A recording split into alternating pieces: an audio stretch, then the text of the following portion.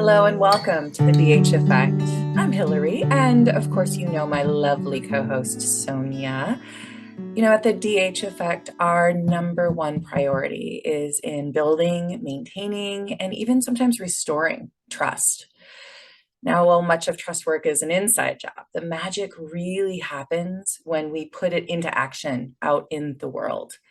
We can think of no two humans that are better examples of creating societal trust than our guests today. And we are so thrilled to have the founders of Awareness Ties, Allié and Jack McGuire, join us today to share how their story of courage and curiosity led them to create an international platform for all causes. Capitalize all, okay, all causes. Through a magazine, podcast, and independent productions, they have a monthly global readership of 8 million plus, inspiring and informing positive social impact one story at a time. With compassion, creativity, and service leadership, Allié and Jack show up for one another in love and honor. They raise 6 children and nurture their advisors, columnists, and ambassadors, always arriving together with conviction that love is the answer when it comes to acknowledging the stories of humanity and creating a space to heal and understand. Welcome to you both. Well, thank you so much. We can end it right there. That was moving. And now Jack is in tears and I'm about to cry. You know, you don't sit back and think of the scale of it often. Mm-hmm. And like what you put into it. Absolutely. We're honored to be here and have this conversation today. Well, it's such a privilege for us. And as we're continuing to, I mean, we follow you as it is. And of course, Sonia is an ambassador for the educational area that you highlight as well. And so we know of you, but really sinking in not just to the articles, but to who you were as individuals was a little new lens for us to look at. And I have to say, I came away feeling filled with this love, not only for the world, but the love and trust you have in one another comes out and just shines. It shines through, and it really filled my soul. So I want to thank you for that first. I wanted to make sure I got that in. But also, we're really curious. What is it that sort of instigated this Awareness Ties? And I suppose our listeners, some of the listeners out there who haven't read all of them like we have, what is Awareness Ties? Yeah, well, so it's a great question. And thanks for having us. Yeah. Let's yeah, start there. Yeah, again, very thankful just to be here and to share our story, because again, we are sharing everyone else's story so often. So to share our own isn't something we do often. So Awareness Ties, what is this thing? Well, here's the logo for it. It's right there. And actually, this is what it started with, was actual physical ties. Jack and I, we were at Paramount Studios. We were working on putting together an event for social impact filmmakers. And as opposed to another black tie event, let's do a gold tie event. And that gold tie being an actual physical symbol for the gold standard that social impact filmmakers are making in the industry to raise awareness. And so, you know, that idea, that concept was very well received. Everyone fell in love with it. Yeah. And the crazy thing is, on the plane back here, we live in Michigan, from LA, is when it was born. Like, okay, we just did that. Let's grow it to all the causes. And you can jump back in with, because it was well, yeah. I mean, it was, and to your point, it was what can you do with one conversation? You can build a movement. And so that is what we did. And that flight back to Michigan is where it began. So as opposed to just a gold tie like you see here, here's an orange tie. So what we decided to do was, people are very familiar. You see a pink tie, breast cancer. It's purple, you know, domestic violence, or ribbon. Right, the ribbon rather. Yeah, the ribbon. And we said, well, so people know that methodology. Let's not recreate the wheel here. Let's just change it up a bit. So let's create these ties. And so we said, well, here you go.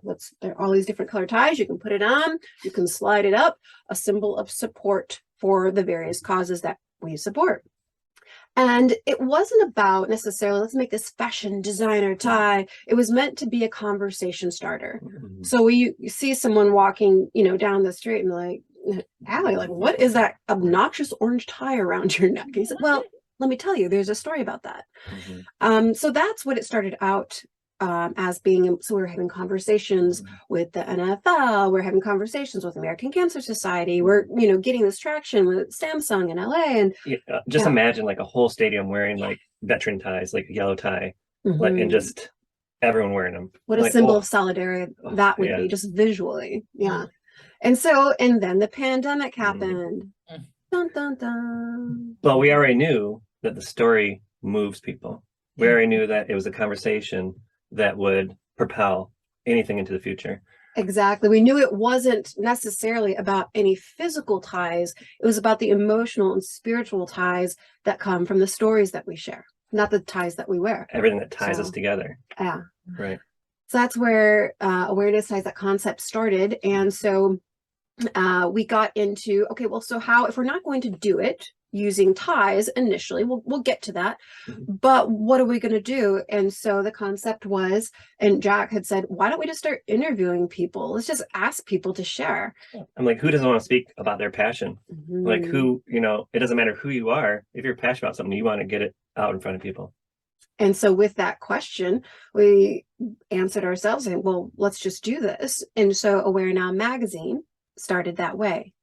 And we look back at, so our first edition, I think, had like 20 pages or 26 pages. And now our largest, I think, was over 200 pages for it. So they're really not magazines, they're really books. And AwareNow books. And so, you know, you'll notice too, it's just in the details, right? We've taken a long time to really build this out with such intention.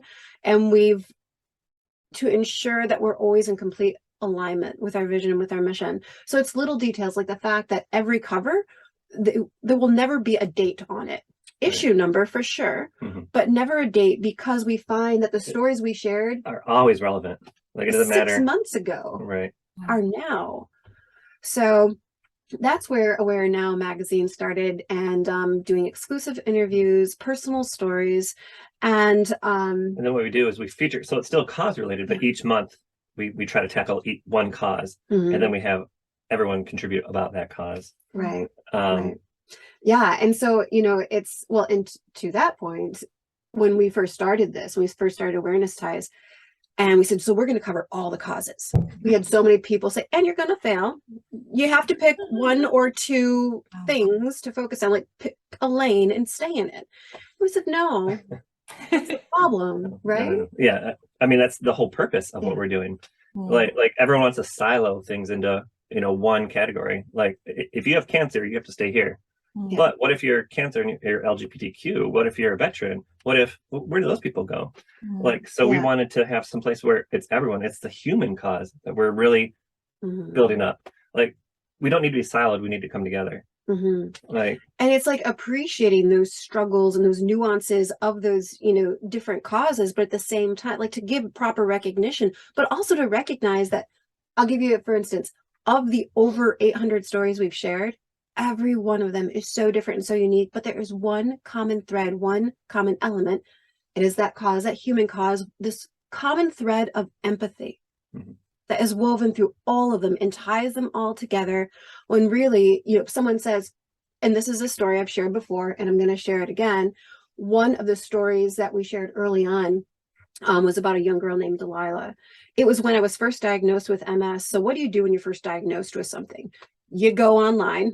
I have to connect with people who get this, because I don't understand this. And so went on there, found this incredible person, Cecilia Baker, who is dealing with MS. And I was looking through her feed, and yeah, there was things about MS, but there was also things about #Rhett Syndrome. I'm like, what is this? And it's with photos of her daughter, wheelchair bound, beautiful, gorgeous brown curly hair, and these big glasses, just bright blue eyes. And I said, what's going on with this? What's this story? I didn't know. I wasn't aware of what Rhett syndrome was. And so I did some homework and was looking into it.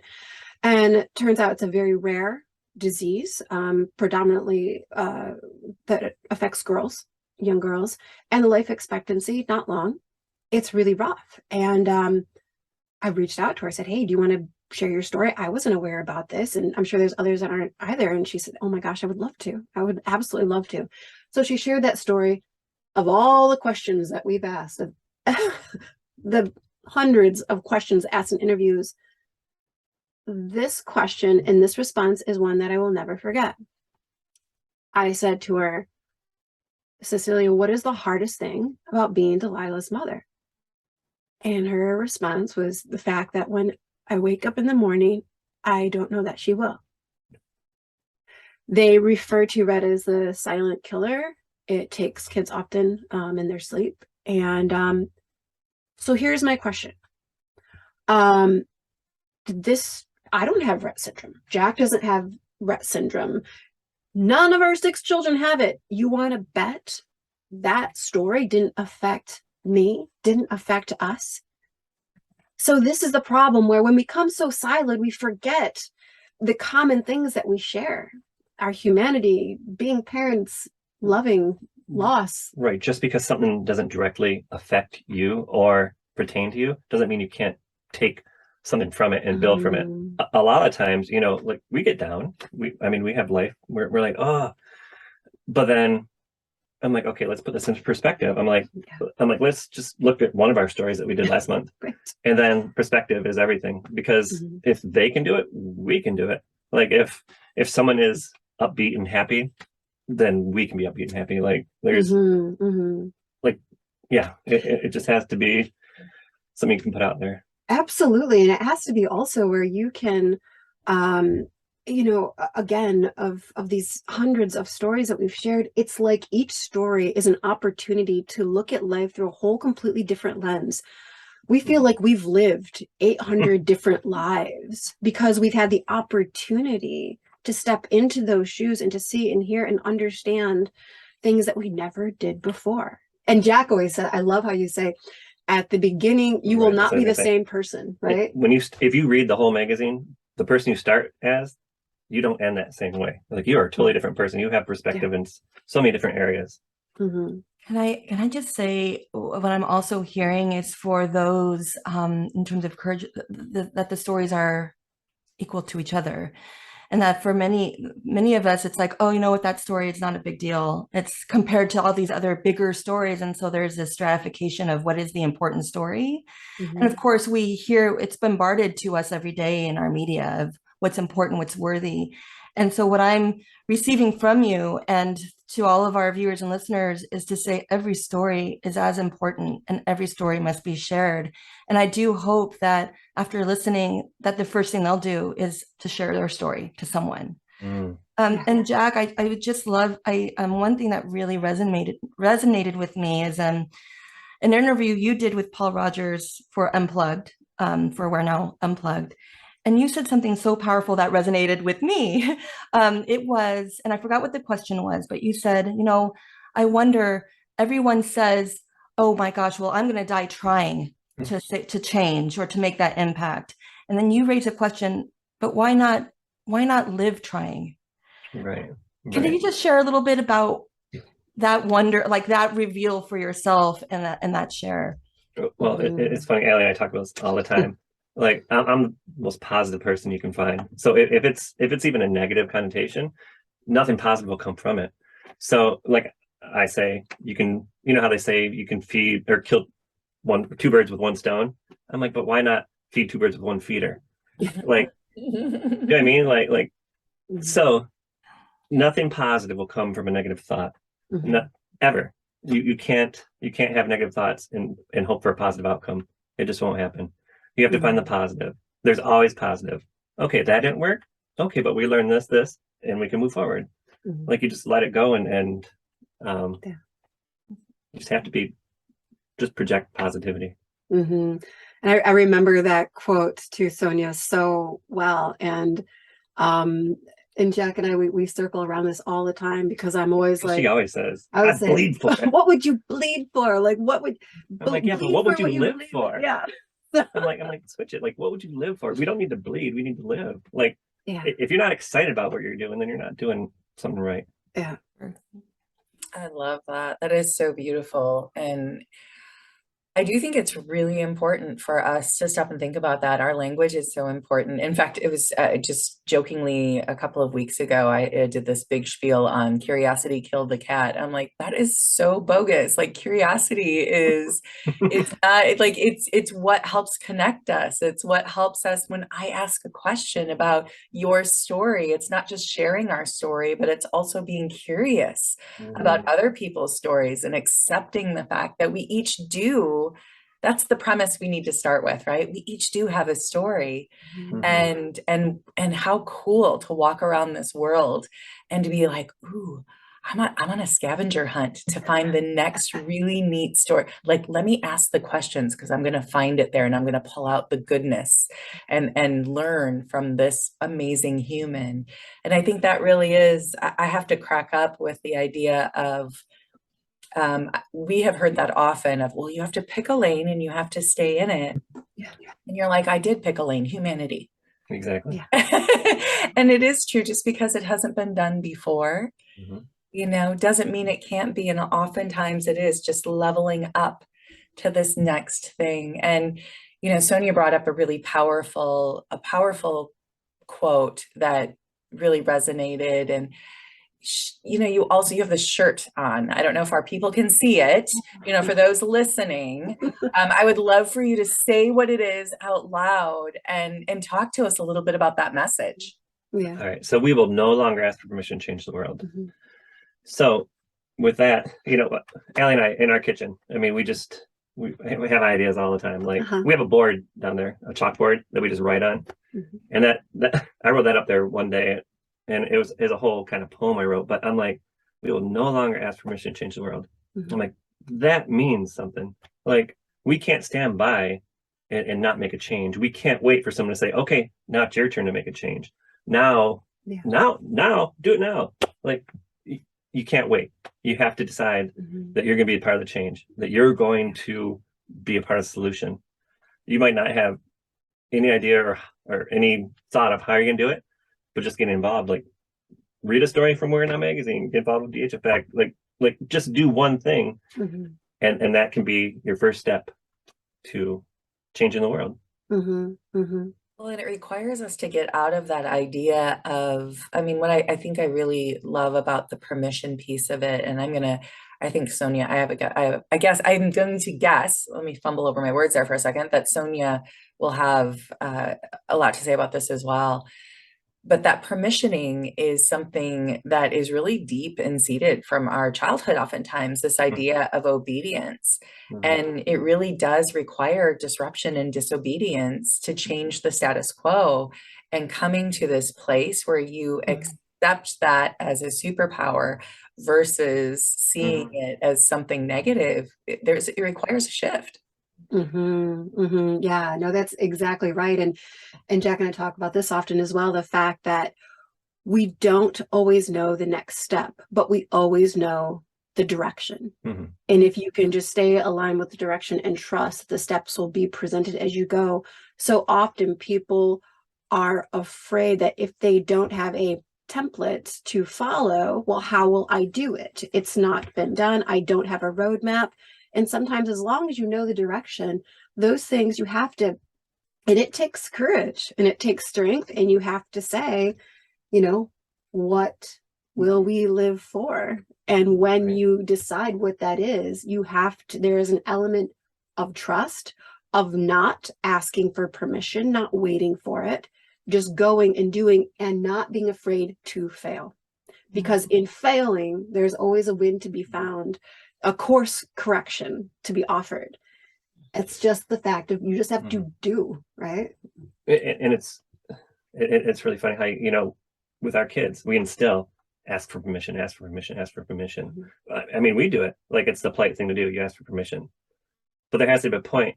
We have to make people strong enough that if it's not the right path, you have to politely change direction. Like, you have to be okay with change. Like, change, we get so stuck in a rhythm of this, that sometimes this isn't always the right path. And we have to be able to not get accepted. Like, hey, you guys are doing something not right. Well, okay, well. That's okay with it. It's okay. Yeah, I think that that's something that in terms of the DH effect is really like, wait a minute. Well, we've been living in this world of like finding the validation, right? And that self-trust is where you have to start. Like how can you extend trust to others if you don't trust yourself? And my own story is, my sister and I were raised by our very German father, and obedience was highly valued, and we were really great kids, and that identity was there, and so obedience was kind of like, hey, I've thrived under this wall of obedience. And being a good girl. And when I married my husband, first generation Mexican, and he was like, I want our daughters to push back. I want our daughters to raise the question. And I had a physical reaction, like, but then how can we control that? Like, how do we not like, and it was just so, what a big mindset shift to say, wait, what you're saying is that you want our daughters to trust their voices, to raise the question when it doesn't feel right, and to build this assertiveness in a respectful way, right? Like, Right. But the thing I think is if we quiet, and that's probably when we quiet the voices down too much, they don't have an avenue, and that the respectful assertiveness becomes this loud explosion because and not explosion. What would you say, Jack? It's like this energy of lightness, right? That might be charged. And I thought what I was hearing too is this having that faith first, and trusting yourself, having the faith in the direction that it will come, and that smaller step of moving forward is just, it's so beautiful, and one lesson that I had to personally learn for myself as an adult. An important journey. I love that. And I'm sitting here and I'm laughing as well with the change in wording. Thank you so much for sharing that story, Sonia. I love listening to you talk about Papa. But I have to tell you, we have a book recommendation. One of our favorite books is Cassandra Speaks. If you haven't read it yet, have you read it? You have to read it. And Jack, you will love it, because it's a reimagining of our language and of the stories that we tell. And it's more from a feminine perspective, but it is a very, very interesting. So I'm giggling in my head because after we read that, we were doing the same thing, because she talks about all the war analogies that we use in our language and how to change it. And so I don't know if you had that thought, Sonia, but I was like giggling. I was like, oh yeah, I remember, like we went around for a week and it was like Allie laughed at me because I just make up my own words. Like I'll just mix them. Like that's what it is. Yeah. No, and so it is in the and it's also, go ahead. Actually, I think you should hit on the acceptance. Like Allie struggles with asking permission and acceptance of like her own thoughts and like really pushing it out there. Like she, we could easily write an email or something, and she's like, do you mind if perhaps we could maybe if it's not a bother to you? I'm like, okay, so great email, but let's just say this is what we're doing. Like yeah, so it's like we need you to be here today, and we appreciate that. Thank you. Not maybe if you could possibly maybe sometime in the future. Right. So I think, and you two will probably very much identify this as well. When you start out on a journey, you're charting a new course, and one that's not yet been, created. It's, I grew up very much just being a pleaser. So it's interesting how your personal journey, when you pair that up with your professional journey, how you can bring your personal self to that professional place and say, what work needs to be done here so I can perform the way I need to serve the way I want to. And so for me, very much a pleaser, not wanting to offend, not wanting to and actually just do it. And I'm like, oh, that feels really good. Yes, I'm just gonna do it. How we don't have to ask permission, and it's also finding strength in the words of others.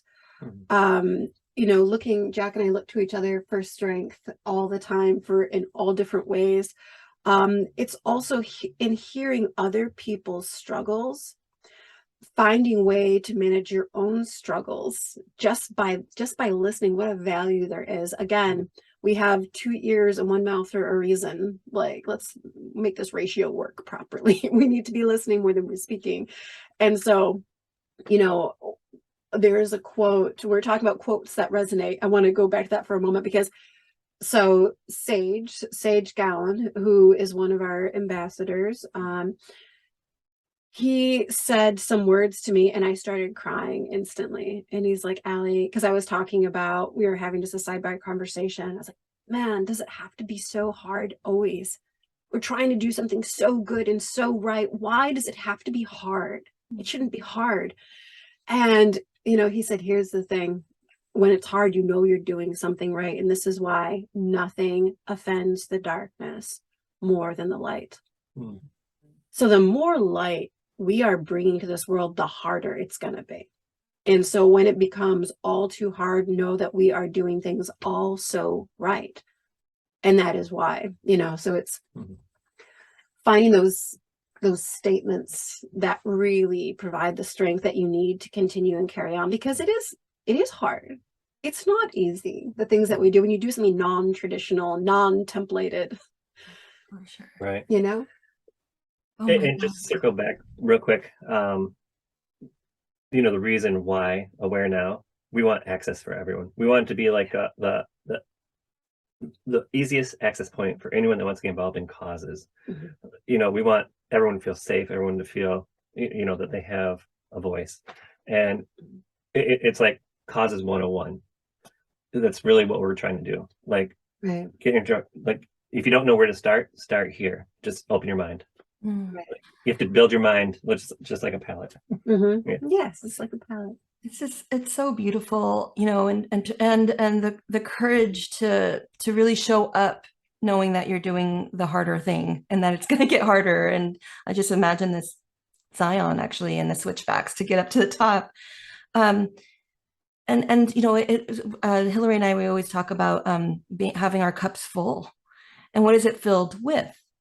And you know, imagining these 800 plus stories filling your cup, and some of them being really difficult stories. I mean, oh my gosh, if we could always just be in celebrate, you know, like awareness is about the hard things. And we're so curious too about like, how do you refill the cup with the energy and love that you need to receive these stories and not have the weight of it, you know, carry you through, because then it would be so much heavier to move forward. What fills you both up? Well, our love. I'm I seriously mean, gonna cry. I mean, we just stand by each other and make sure, like, I see her struggling with the stories and like weighing heavy on her. I'm like, you have to figure out how to let it go. Like, keep it in, but let it out. Like, we're putting the message out there. So once it's out there, like, you have to be able to breathe it in, breathe it out. Yeah. Like, yeah, like she'll come and she's just like a crying mess. yeah. I'm like, experience it, and now just you gotta let it. Yeah. Yeah, no, and so that is an interesting question. It's like, how do I become an effective empath? Like, how do I effectively manage empathy? And what a gift it is to be able to feel that exchange of energy, but at the same time, to Jack's point, how do I release this? And I think it is every time hit publish and we release a new issue of the world, there's almost like this cathartic, like there's like this exhale, this almost freeing of these stories in this sharing that we do. And yeah, a lot of the stuff is heavy. Yesterday I worked with a story. I'm like, how can we want each and every story that we share to have an element of hope? Let's recognize the heavy, but celebrate the hope. Always, in every story. Doesn't matter how horrible the situation is, what is there to take away? What we have to be able to provide the light within that dark, right? So yesterday working on a story, and I was like, man, I'm not sure how can we work with this to really, and at the end of the day, all of a sudden it just sort of presented itself in a very organic way. And so I think that's how we refill, is just sort of curating the hope, finding the light in the dark, and that's where we really feel full. Because if it was just dark and just heavy and reporting on this horrible, terrible thing, like, no. Right. We're building relationships. Yeah. So the way we think about it sometimes is every story is every person involved with Awareness Ties and AwareNow is family. Like you know, sometimes you talk to your mom every day. Sometimes you talk to a cousin every once in a while, but they're always there. That's kind of like these stories. They remain with us, and it just becomes family. And I think almost everyone we've connected or talked with is involved, like more than once, more than twice. Oh yeah, it's never a single conversation. It's never a one and done situation. And so I think that helps to keep us full, just knowing that we feel like our family is growing every day with every issue, with every story. There's a new connection and that energy. And I think if you doesn't keep go that away. that perspective, then you can feel more, because you can never run out of love. Like you can always find love. Like Right. finding love. Finding love. Aw, I love that. I think that what you're saying is so important, and comes to mind, Allie, I'm thinking specifically for you because I have felt, I've been there with feeling crushed by a story or by what's going. And I read something, and I know this is so semantic, so Jack, this will be your happy place. But it's very semantics, and I get it. But I try to imagine, and this is from Humankind, from a book called Humankind, and it just resonated, the difference between empathy and compassion. And that actually empathy is when you say you're with someone, and it actually shuts down your brain. It actually is this place where it lights up a part of your brain that you feel like you're so with someone that you don't know what to do. Compassion, and again, this is semantic, so you can use the word empathy, but it helps for me to separate, right? Yeah. Compassion is I am for you. And when I am for you, I moved to act. And when I move to act, I don't live in the emotion, but I move forward, and there's a different energy with it. And it actually lights up a different part of the brain. And so ever since I've read that, splice the words how you will, but it's just helpful for me to think about it different. I go, wait, am I with this person or for this person? And if I'm for them, what can I do? And that's been life-changing, at least for me, in not staying stuck. Yeah. Yeah. And I think that's huge. And that's Thank you for sharing that. Because we're so empathetic, and we're both empaths, and we feel things. And that's important for us to feel it before we can act on it. So we like the personal connection and then the compassion for sure. And I hear you for sure. And that's right. We just live in the empathy world because we're so, but the action is I mean, that's why we share the stories, is the action, why we know that this will move someone if it moved us. Yeah, exactly. And I love that. Well, and so that's great advice though too, right? Like to let yourself be there, sit there with it, like feel that, then move forward, with compassion to act. And so it's allowing, but don't stay there. Be there, don't stay there. And I think that was a lesson I learned firsthand without realizing that I learned it. But now that you're describing this way, I understand it now, that in this next issue, we're going to have a story about a couple who lost their daughter. A tragic sort of accident, and now has created a grief sanctuary for others to have a space, not only creating a space, but holding space for people to do that healing, right? And so I'm sharing this with you now because just to share this example, that I was looking into their story, watched the video of their grief story, and I went into the other room and I was like, Jack, I just need you to hold me right now, because I empathetically was there. I've not lost a daughter, but I felt like I did in that moment. I could feel her pain. I could feel their pain. And Jack and I were just like, oh man, we can't imagine. So we sat with it and we were there with it. And what's interesting on another note is that when you hear these stories, when you really hear them and you do become part of them, that's a moment that Jack and I then shared together. And that brought us to this place. And so not only you as an individual hearing a story, but in the sharing that we do, just again, this flow of energy and this gift that they received within that loss, the gift that they found that they can give to others by sharing their story to let people know you are not alone. And all of us need that. All of us need that. Mm. I told you, Hillary. We can. It's just so incredibly powerful, and let's see if we can, reimagine, all the doing and all the hard work, and the stories being shared and the momentum that's building. And we like to call it the effect. Like, the the decided heart is the work that we do to create the effect. And, imagine this ripple effect, and AwareNow and awareness ties is just huge. How do you want to see the world differently? Like, if this continues on, right? Do you reimagine? Brene Brown says, paint the picture of what would the world look like? How would it be different? I think one of the things is that there would be, I feel like right now in society, there's such a threshold of judging, of labeling, of there's this barrier to entry in terms of like, it's like our whole humanity is here. It's like there's this barrier here, like, why can't we connect? And it's because there is this construct, that this is the way things are. And if you're not in this camp, if you're not in this silo, then, go find your silo. And I think ours would be a silo-less society where we can all just not only a few things, be aware of one another, accept one another, and the third, which is very important, appreciate each other.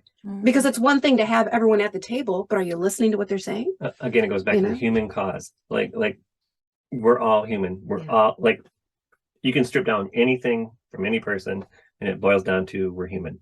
That's a human being. That's a human being. So, it feels like there are lots of silos right now, and it feels like there's a lot of movement being done, and a lot of people are opening and being awake.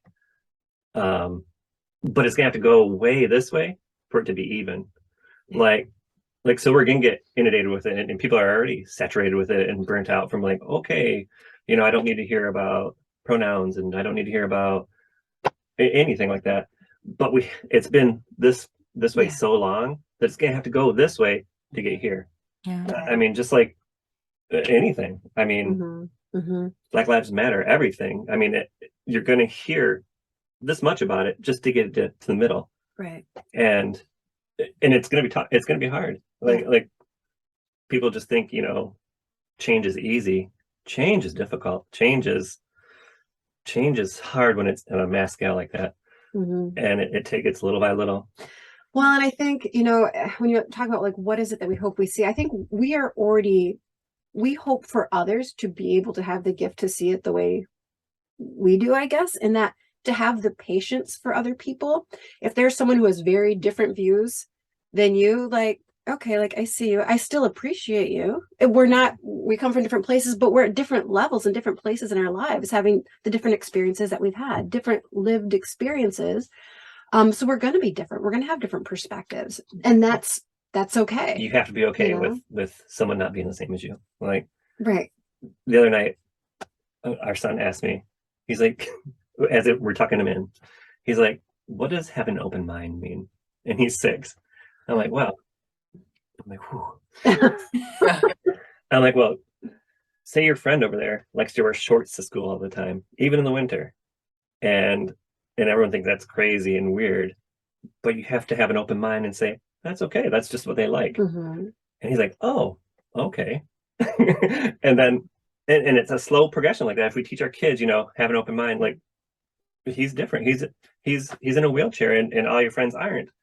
Have an open mind. He gets to do wheelies and right. Find the good and have an open mind. Find the good. Oh, that's a t-shirt. Find the good. Find the good. I love that. I love that.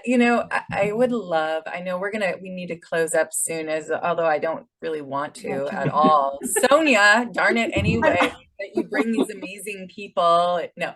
And why can't you live closer? So all of the things. So I would love to ask a question before we, our audiences want to know how to get a hold of you, how to read Aware Tithe, like our AwareNow, all of it is going to, but I would love selfishly for my own joy and filling my own cup today to ask you both to tell each other what you appreciate in one another. Oh. Mine's easy. It's everything. Really, since we've been together, it's 5 years now. Mm-hmm. We got married 6 months. No, Oh, 4 weeks. Oh, 4 weeks after we met. oh, it was 6 months. True story. 6 Yeah, months. we got married. I don't know what that was. 4. 6 months. We built our first company. We built 4 companies in our first 6 months. And as a team, everything that I was lacking as a person, she's abundant in it. And she's abundant in everything. But she can build anything. She has great mind, and somehow we just work like so good together. There's so much to appreciate about Jack. I mean, certainly it's just being in his presence makes my heart feel good. So there's something just to not be defined that I wish I had words for, but I really don't. But beyond what I can't define, what I can define is the fact that he will always say that things are possible. And when I come to him to say, but this, he's like, but that's okay. He always makes everything okay. And that's what I really appreciate about Jack. And just, I have a tendency to complicate things and be very verbose. And Jack's like, and it gets to be like this short, concise. I'm like, well, we could do this. I've got this whole big whiteboard of things. And he's just like, I was like, well, that works too. Yeah. my big thing is, if you can't explain it to a 5-year-old, you don't understand it yourself. Right. Like that, we have to simplify everything. If you want it, this is something we learned, and I know we have to go, but you can't change a person. They have to want to change. So you have to give them the information, the education, the idea, the awareness that they want to change. You can't force someone to change by laws, by regulations, by anything. They have to want to change. They have to want it. And if you can't get them excited or make them aware or knowledgeable, they won't change. Right. So you have to not dumb it down. You have to make sure you understand and you can explain to a 5-year-old. Make it accessible. And I think that's where Jack and I have a shared appreciation for each other, is that we understand that to create change, you have to find the common denominator, right? Like the common denominators that we share, that we're like, yes, this makes sense. And the same thing with complete strangers that we've never met. What is the common denominator here where we can have the conversation? I was never good at fractions or math, but I did understand that to make fractions work, you have to have a common denominator, right? And it's the same thing in society. Like, what is the common denominator? And with the stories that we share, it's simply our humanity. And when we can just celebrate that and honor that, as opposed to try to define it and put it in boxes and silos, let's just acknowledge, accept, let's learn from it. Yeah. Did I answer it? Oh, I love it. And thank you, Hillary, also for having that question, because what you model is that AwareNow, awareness ties, is a bloodline to everything that you two are. And to create the change, it truly, and it does really come down to how do I want to show up? And if I want to be a founder of this entity that is a movement, how do I own that for me? And how am I responsible for that with my us? And that us to start with you both, and then of course your children. I mean, there's the pebble that dropped that created this effect. And so it's just so beautiful to hear. And can I just say, 3 t-shirt sayings have been originated through this conversation. Find the good. Everything's possible. And if you can explain, I don't know how to do this into a t-shirt, but if you can explain it to a 5-year-old, then you're good. I just want to acknowledge that happened here at this interview. I think it should be, don't be smarter than a 5-year-old or something like that. Right. Like, are you smarter than? Oh, goodness. So our audience is going to want to learn more. They're going to want to read. They're going to want to get a hold of you. What is the best way? And of course, we'll have all the links and everything in there, but they would love to hear from you. What's the best way to get a hold of you and to start learning about this movement? Yeah, I mean, it's just going to our website. It's IamAwareNow.com. We made it very simple. And go there. They will have access to the magazine, to the podcast. AwareNow TV is going to be coming soon. So you'll be able to read the stories, hear the stories, and watch the stories. One last important thing. AwareNow and magazine will always be free.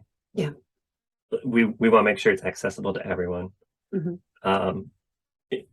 And we've deliberately done that. So every story turns into a podcast.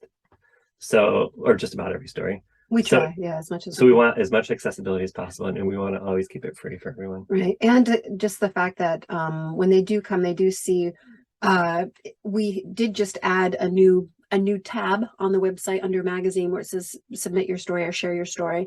And so we really want not only a place where you can hear stories, but a place where you can share your story. So that's something that you'll see coming out and being pushed forward as well. So what's the URL one more time? Oh, IamAwareNow.com. We're definitely going to have you both back if you will in the future, just to follow, the momentum that you're building. And for us, it's just hearing more of the people who are, and we're going to be a little biased, but living with a decided heart and creating that effect. It's just something that we're just so honored to have. So hopefully you will come back. Thank you to everyone, to our listeners, our viewers, for joining us for this episode today. Please be sure to follow us on our social media platforms as well as Awareness Ties. Be sure to look out for their links as well. Subscribe to your favorite podcast platform and the YouTube channel so you'll never miss a DH Effect episode again. Check out our website, thedheffect.com, for more great opportunities to nurture your decided heart. Until next time, may you have the courage to live with a decided heart. To ensure that you don't miss one amazing episode on the DH Effect and capture meaningful conversations with those living with a decided heart, why don't you go over and click that subscribe button on our YouTube channel? And for those audio listeners out there who love podcasts, why don't you pick your favorite podcast platforms like this one on Spotify? Go ahead and find that follow button, click on it, and never miss an episode.